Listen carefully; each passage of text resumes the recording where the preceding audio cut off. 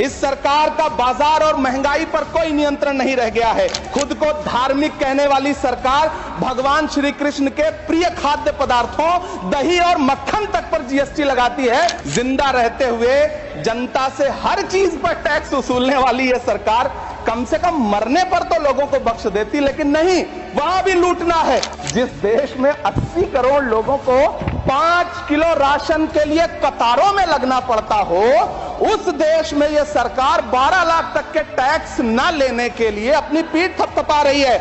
जिस देश में 40 से 45% मेडिकल फैकल्टी की सीट खाली हो, वहां बजट में 75,000 नए मेडिकल सीट्स का ऐलान हो रहा है। हुकूमत इस कदर आवाम पर एहसान करती है, ये आंखें छीनती है और चश्मे दान करती है। हम आप यहां पर बैठे रहते हैं और वहां बाहर इसी दिल्ली में 1 लीटर दूध, चाहे वो अमूल का हो या फिर मदर डेयरी का हो, उसकी कीमत 73 रुपए लीटर है। इतना महंगा बेच करके कौन संतुष्ट हो रहा है, गरीब जनता या आपके धन्ना सेठ दोस्त? सभापति महोदय, इस सरकार का बाजार और महंगाई पर कोई नियंत्रण नहीं रह गया है। चाहे देश में लहसुन 400 रुपए किलो बिक जाए, टमाटर 100 रुपए किलो बिक जाए, प्याज का दाम सुनकर आंखों में आंसू आ जाए, लेकिन वित्त मंत्री महोदया बजट में महंगाई का मां भी नहीं बोलती हैं।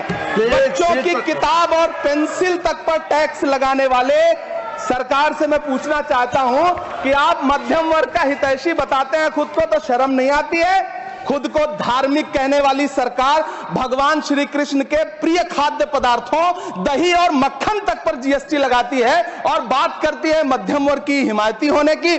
जिंदा रहते हुए जनता से हर चीज पर टैक्स वसूलने वाली यह सरकार कम से कम मरने पर तो लोगों को बख्श देती, लेकिन नहीं, वहां भी लूटना है। अंतिम संस्कार के सामान, अगरबत्ती, धूप बत्ती, केवड़ा जल, चंदन पाउडर, जौ, बताशा, काला तिल, पंचरत्न, कपूर और कफन तक पर टैक्स लेने वाली यह सरकार किस मुंह से खुद को मध्यम वर्ग का हितैषी बताती है? कौन सी संतुष्टि, किसकी संतुष्टि?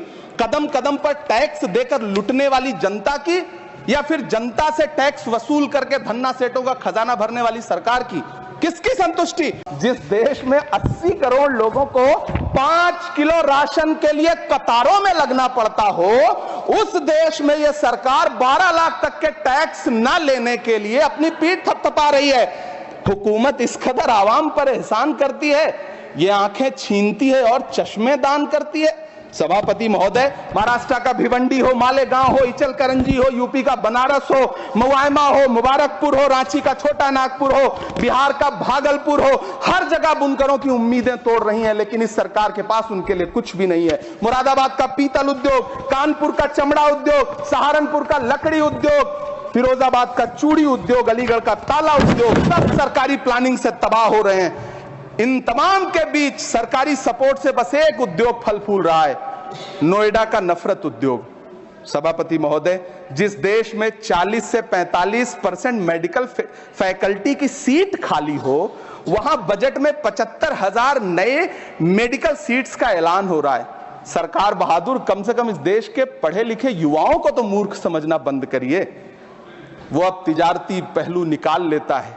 पहले 7500 मेडिकल सीट्स बाद में बनाइएगा, पहले जो एम्स में 2161 पद खाली पड़े हैं उनको तो भर दीजिए।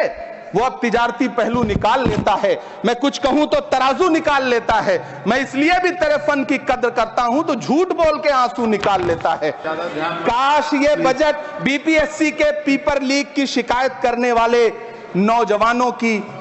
नौजवानों पर बरसती हुई पुलिस के लाठियों पे, जख्मों पर मरहम लगा पाता।